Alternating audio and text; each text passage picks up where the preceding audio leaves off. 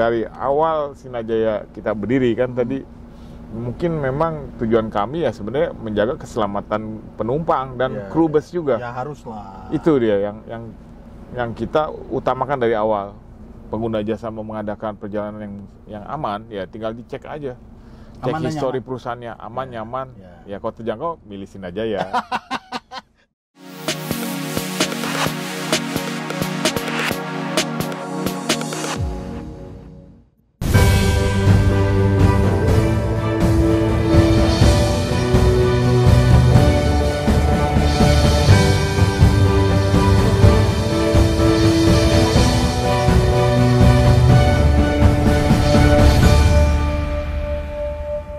Salam teman-teman Perpals, kita sekarang ngobrol bareng Om TR nih, Om Teddy Kurniawan Rusli di atas busnya beliau yang lagi hype nih, bus Sinarjaya Suite Class.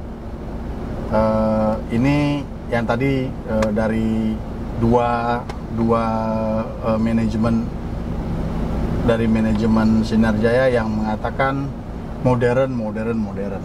Nah ini sekarang kita berdua ngobrol Om TR. Yoi. Yoi. Nah, modern kan, anak muda kan. Anak muda. Ya. Nah, nih ngomong-ngomong nih Om TR,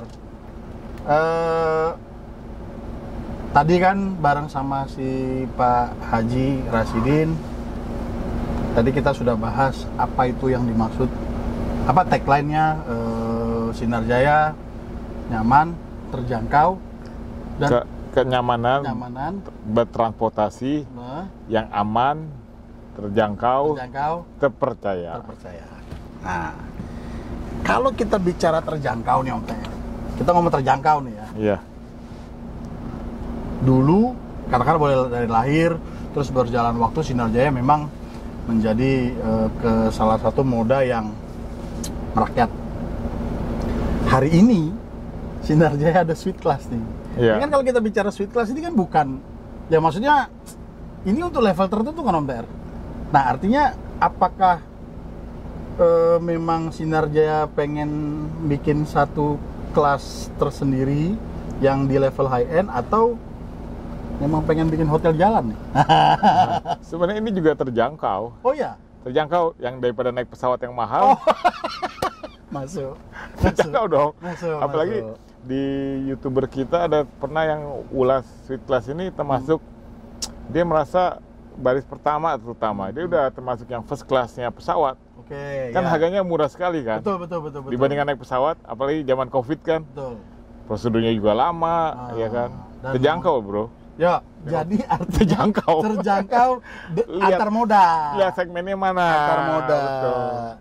Wah, ini memang kalau ngobrol sama orang yang apa namanya, apa ya tadi istilahnya dari Pak Elia tadi, tingkat apa kecerdasannya itu memang butuh pas kita ngelihatnya. Kalau nggak kita keteteran pasti.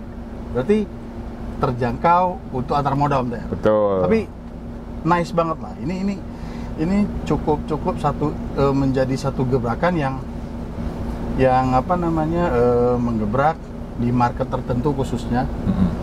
Market tertentu. Nah, ngomong-ngomong, kita sedikit mundur nih.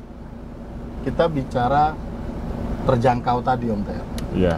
Sinarjaya kan membuat satu pelayanan yang terjangkau. Artinya kan itu kan supaya menjadi tiketnya tidak mahal itu kan ada beberapa yang mungkin harus ada reduce cost. Iya. Tapi ya kalau boleh nih, kan ini kalau boleh Om TR sedikit jelaskan sama kita nih, sama teman-teman Perpals nih, biar juga meyakinkan kalau Sinarjaya itu bukannya mengurangi hal-hal prinsip supaya jadi murah, tapi apa yang membuat Sinarjaya itu hingga harganya bisa terjangkau tadi? Terjangkau itu kan sebenarnya semua relatif ya. Betul. Tadi saya bilang, makanya ada terjangkau dari sisi mana. Betul. Tadi kita lihat dari sisi antar moda. Kalau terjangkau sendiri, kita selalu sebenarnya lebih titik beratnya ke perawatan jangka panjang. Oh iya, perawatan Ya, jangka panjang. itu. Dan juga sebenarnya harusnya sih mestinya ditanya dulu dong, ini ide Sweet Class dari mana dong? Oh ya, ntar dulu dong. Ntar dulu. Suka nyali, Pak. Soalnya lompat. Ya, ntar dulu. Memang sengaja. Oh, sengaja. Dibikin begitu. Jadi ini emang dari sisi kita terutama kan keselamatan. Sampai biaya paling berat itu kalau kecelakaan lagi. Betul. Jadi biaya paling besar di angkutan umum sebenarnya kalau terjadi kecelakaan. Betul. Nah, kalau kita membuat terjangkau ya gimana caranya kita membuat tidak ada kecelakaan. Dan syukur alhamdulillah atau puji Tuhan juga bahwa kecelakaan rasio kita kecil sekali. Ya, rasio tapi walaupun ada tapi kecil. Kecil dibandingkan dengan, mohon maaf ya, mungkin armada kami kan cukup banyak beroperasi. Betul. Tapi ya secara rasio kan persentase kecil sekali. Walaupun memang betul ada fatalisme ya.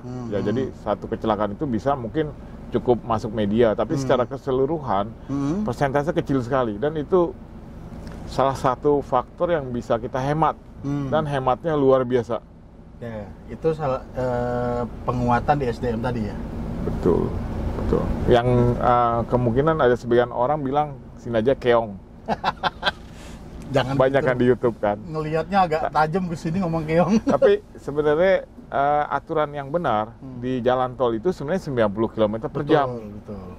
Sebenarnya RPBJ semua menunjukkan seperti harusnya itu. Dan sebenarnya kalau mereka membuat aturan 90 km per jam itu dengan dasar analisa refleks seseorang itu untuk kendaraan besar, semakin tinggi kecepatannya, semakin risikonya semakin tinggi.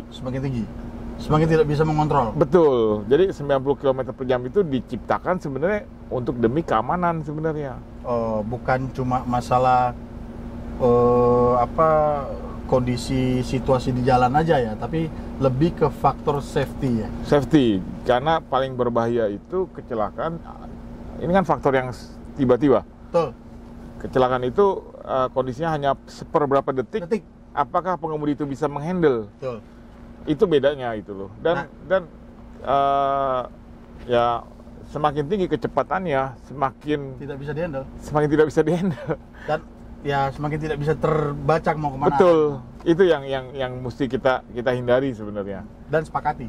Betul. Jadi dari awal Sinajaya kita berdiri kan tadi, mungkin memang tujuan kami ya sebenarnya menjaga keselamatan penumpang dan kru bus juga. Ya haruslah. Itu dia yang kita utamakan dari awal gitu. Dan pada prinsipnya biaya kecelakaan kan itu mahal. Ya itu cost yang nggak bisa diprediksi, dan kalau terjadi itu beletak ya.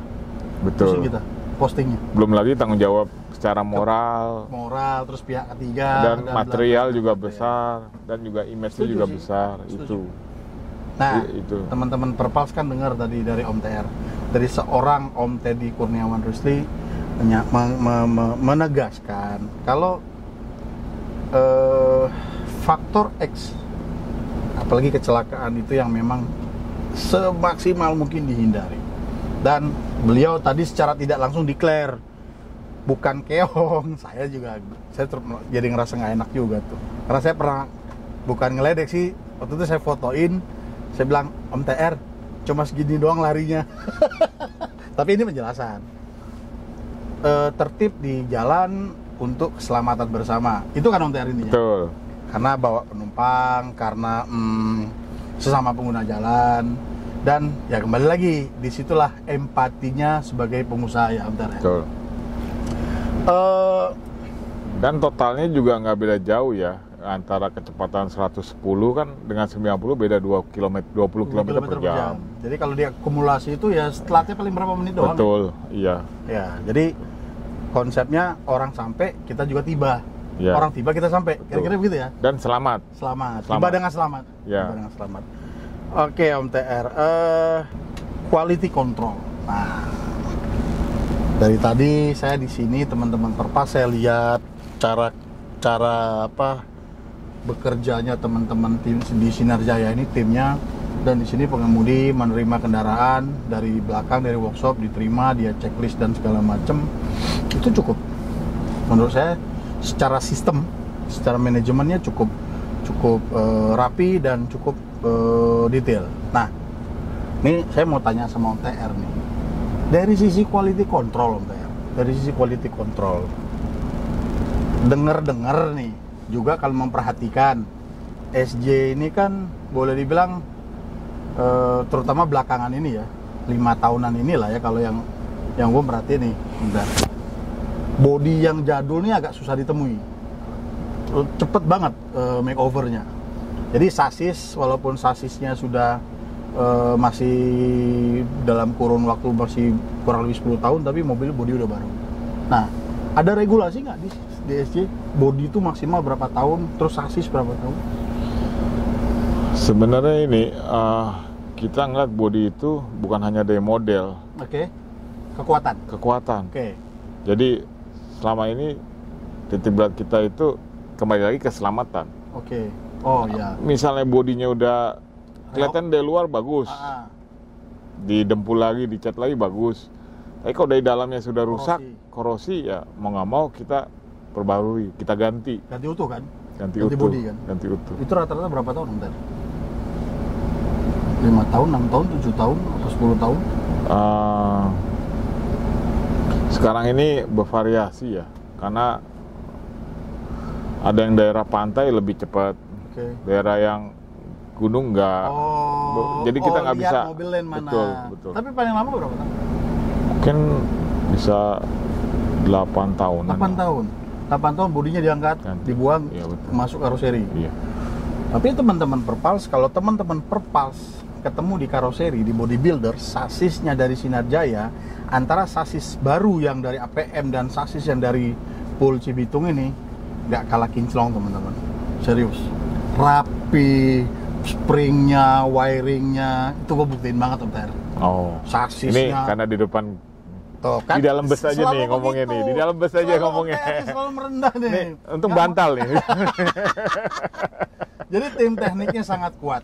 Dan saya salut. Bener-bener rapi. Simple ngelihatnya. Tempat duduk pengemudi aja lah.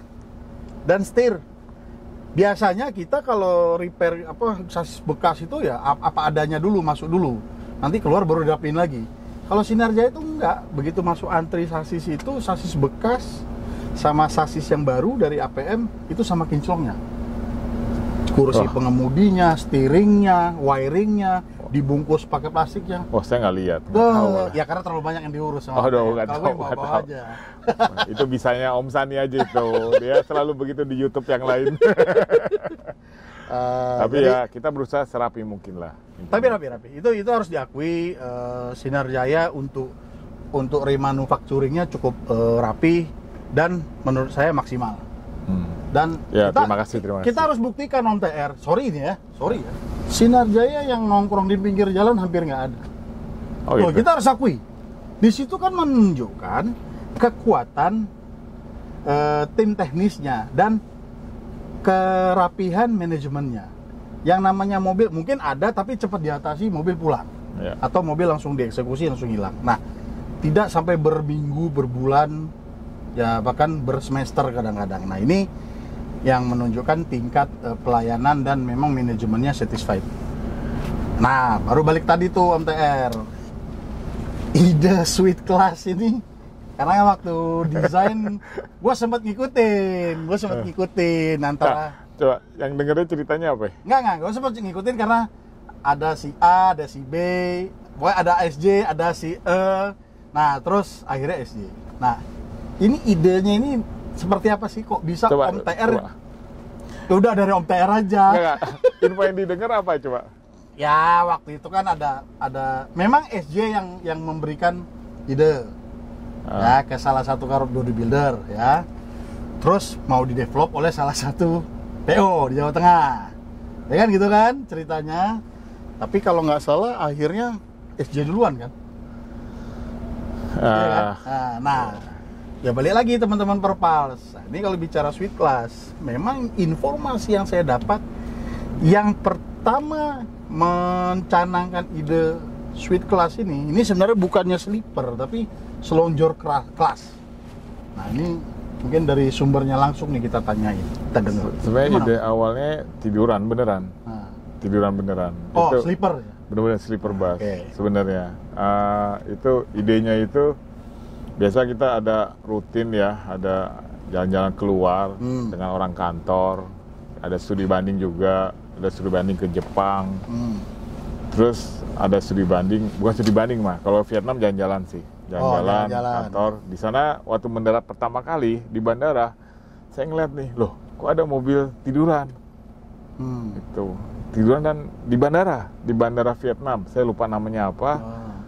Langsung, wah, benar-benar persis seperti ini dan tiduran. Ini masih senderan, ya kan? Jadi idenya langsung saya foto. Langsung saya foto sampai Jakarta. Saya kirim ke temen lah, temen bodybuilder lah. Oke, terus idenya ini atas bawah. Terus bisa loh, saya bilang bisa, di Vietnam aja bisa. Ya kan, kalau di Vietnam bisa, masa kita nggak bisa? Indonesia loh. Iya. Masa kalah sama Vietnam? Betul. Kita bikin lah berdua sih. Jujur aja tengah jalan ada perbedaan, mereka maunya sasisnya merek lain. Kita pakai ini. Ya, kebetulan sebelumnya kita punya bus yang merek lain, merek Eropa, bawa motor. Itu ide kita juga pertama kali, transporter bus. Itu ide pertama. Jadi yang kali ini kita ganti kasih merek lain lah. Jadi biar sama-sama adil gitu. Jadi kita pakai 2 merek ya di Sinarjaya itu, dan cukup terkemuka lah itu. Jadi ide awalnya itu Om TR dapat inspirasi dari Vietnam ya. Iya. Tapi dia tempat tidur. Tempat tidur di Vietnam itu tempat tidur. Kita kan regulasinya belum mengatur tempat tidur. Betul. Ya? Jadi gini, dari tempat tidur itu kan kita tektokan nih. Saya bilang kita buat tapi tidak boleh melanggar aturan. Ya. Coba kita diskusinya dengan Kemenhub yang membuat surat rubah bentuk, SKRB, rancang bangunnya supaya sejalan dengan aturan Kemenhub. Akhirnya keluar bahwa sudutnya nggak boleh rebah. Ada sudut maksimal. Sudut maksimal. Inilah yang terjadi sekarang, sudut maksimal. Selonjor ini. Sebenarnya kita maunya awalnya tiduran, tapi nggak boleh ternyata sama Kemenhub. Lalu karena mereka mau pakai merek Eropa, kita mau pakai merek Jepang, adalah satu perusahaan yang mau. Tuh. Tiba-tiba perusahaan itu, ini bakalan disiarin deh. Ya, nggak jadi kalau nggak salah nggak jadi. Kalau nggak salah nggak jadi. 2 bulan sebelum pameran batal nggak jadi. Pokoknya si SJ yang pertama udah titik itu aja. Sang inisiator berarti Om Teddy Kurniawan Rusli atau Om TR. Berarti Sweet Class ini beliau bawa idenya. Tadi yang beliau udah sampaikan dari Vietnam, ya kan, melihat dibawa, namun menyesuaikan dengan regulasi. Karena ini perlu dipertegas juga Om TR. Waktu itu kan sempat ada yang menghadirkan tempat tidur. Terus kan pemerintah menyikapi. Nah ini biar jelas nih teman-teman Perpals. Ini bukannya perusahaan besar atau siapalah atau apalah. Memang regulasinya mengatur di Indonesia ini belum ada regulasi yang mengatur tempat tidur, tapi tempat duduk. Makanya kan tadi Om TR ngomong, jadi dibolehkan namun dengan kemiringan maksimal sekian derajat. Iya. Itu gue lupa sih. Berapa derajat ya? 135. 135. Jadi tetap posisi duduk. Ini karena pokoknya posisi terendahnya inilah. Nah, ini kalau nggak salah 135. Kan semua 180. Nah, ini teman-teman biar clear juga. Jadi bukannya melarang si yang pernah membuat ide terus melaksanakan, terus itu disikapi pemerintah, terus dibikin oleh ya hari ini Sinarjaya. Jadi memang ya yang seperti saya sampaikan sebelumnya, beliau ini sangat-sangat mengikuti regulasi yang ada. Karena yang ya sekali lagi dari sejak saya kenal sampai hari ini, Om TR ini everything tuh, ini ngelanggar nggak ya? Ini aturannya di mana ya? Beliau sangat concern di situ. Jadi bukan cuma sekedar melihat peluang, gebret urusan belakangan tuh nggak mau. Nah, ini yang saya sampaikan. Semua itu yang ada, beliau benar-benar mengacu ke sana. Satu lagi nih Om TR. Gue tuh nggak pernah ngelihat ada orang beli bus bekas Sinarjaya. Ini teman-teman juga harus tahu nih. Sinarjaya ini benerin ya kalau gue salah ya. Sinarjaya ini nggak pernah jual bisnya, bisa dipakai sampai habis. Dulu dijual. Nah, tapi Dulu dijual. berapa puluh tahun yang lalu? Setelah itu kan nggak pernah kan? Sampai saya masuk ya. Ya. Saya masuk 97 kita nggak jual. Nah, terus awalnya dijual. dipakai sampai habis, terus Dihancurin. dihancurkan. Dihancurin. Boleh dong kalau boleh Om TR kasih apa pencerahan nih, dasarnya kenapa sih, kalau dibilang value kan ada value walaupun berapa kan lumayan tuh, jadi ya nggak seberapa kan jadi duit gitu loh Om TR, ketimbang itu dicincang. Mungkin Om TR bisa kasih cerita nih. Itu ceritanya nggak ada yang diceritain karena itu aturan perusahaan ya. Udah itu nggak, doang. maksudnya itu pertimbangannya apakah daripada nanti dia dibeli orang terus dia bikin masalah, kita yang kena imbas atau gimana? Karena kan kita pakai spare partnya asli semua. Sebenarnya sayang kalau dihancurin, tapi karena keputusan perusahaan udah mesti dihancurin, nggak boleh dijual. Jadi itu memang kebijakan PT. Iya, PT. Kan bagaimanapun kan saya sebagai direktur ngikutin pemegang saham. Pemegang saham maunya ini, ya mau nggak mau kita ikutin. Itu. Teman-teman, jadi Sinarjaya ini at least sejak 97 ya Om Ter ya? Iya. Sejak 97 busnya tidak pernah dijual ke orang lain. Maksudnya walaupun yang sudah dia, kalau sekarang kan sesuai dengan SPM ya. Iya. 25 tahun ya. 25 kalau AKAP 15 tahun kalau bus pariwisata. Iya. 10 tahun kalau AJAP. Iya. Ya. Itu tidak dijual, tidak dikeluarkan dari aset, terus dibeli orang, dijual ke pihak lain, tapi sama Sinarjaya lebih dipilih destroy, dihancurkan, dicincang. Tapi diambil spare part mungkin ya, kayak Excel apa segala macam bisa jadi spare. Spare partnya kan kita bisa pakai. Bisa pakai. Nah, di sini kan kembali lagi nih menunjukkan komitmen dan komitmen perusahaan untuk mempertahankan quality service perusahaan ini.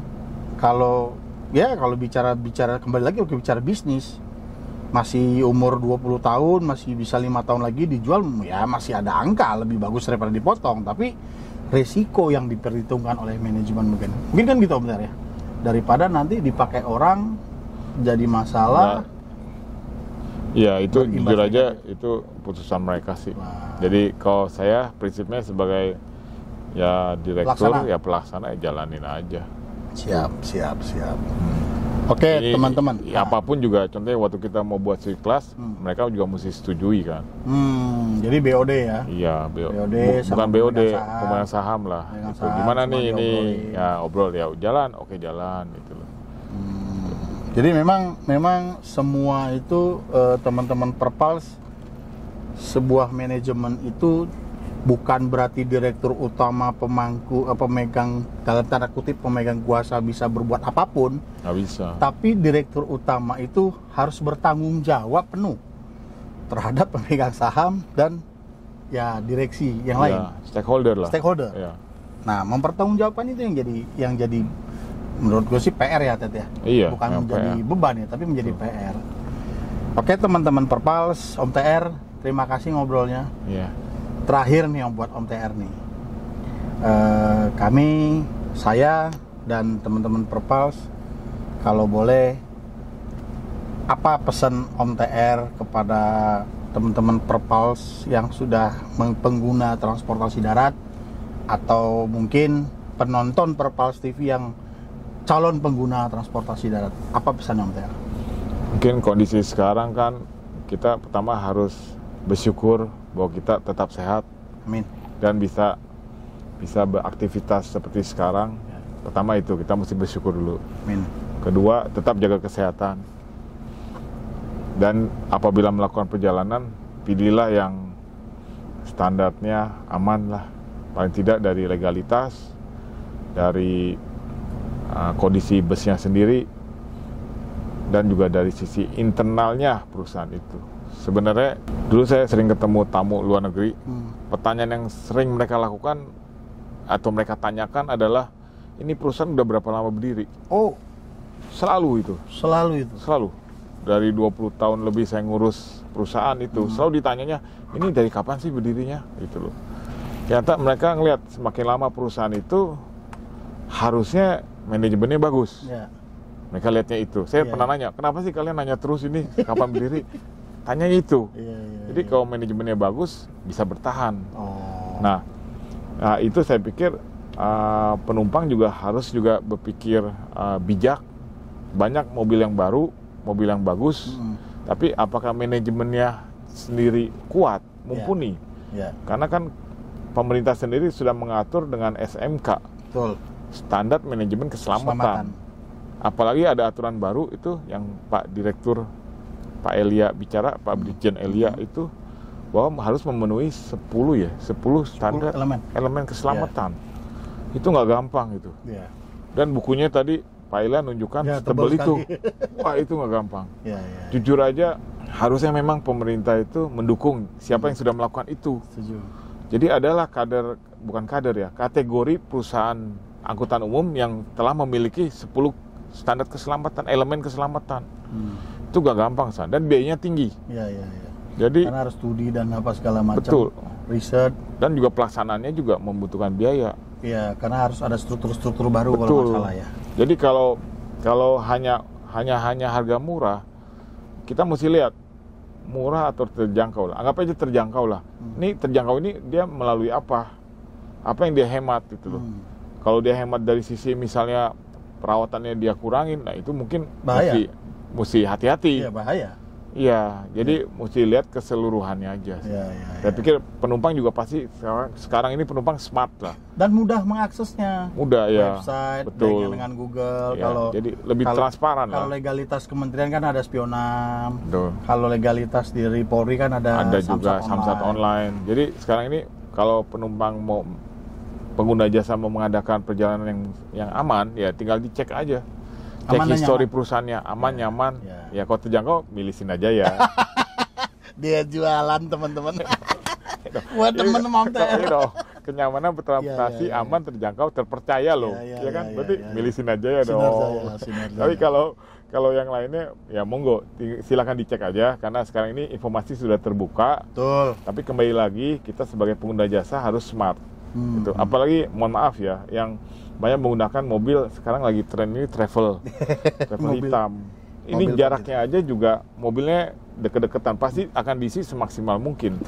Itu risiko penularan corona itu lebih tinggi dibandingkan kalau kayak begini nih. Jauh. Sebenarnya saya seharian takut nih karena nggak pakai masker. Tapi karena jaraknya jauh, saya pikir oke lah, aman lah, saya pikir. Physical distancing. Iya, itu. Jadi intinya mungkin ya kita mesti smart lah. Karena perusahaannya pun juga kalau nggak smart, jujur nggak Om Sani, perusahaan kalau nggak smart bisa lewat nggak corona ini? Belum tentu. Nah ini pakarnya transportasi. Nggak lah. Kalau Om TR ngomong saya pakar, aduh. Jadi, bagaimana Om TR? Apanya gitu kan? Kalau pakarnya udah bilang, kalau perusahaannya nggak smart, berat. Jujur berat kan? Berat. Jadi bukan cuma punya uang. Hari ini yang punya cash flow itu semua tiarap. Ya dong. Betul. Semua tidak mudah. Kekuatan pikir, orang stres semua. Betul. Nah, namun itu tadi yang Om TR bilang, kalau memang dia tidak punya integritas, belum tentu bisa melalui itu.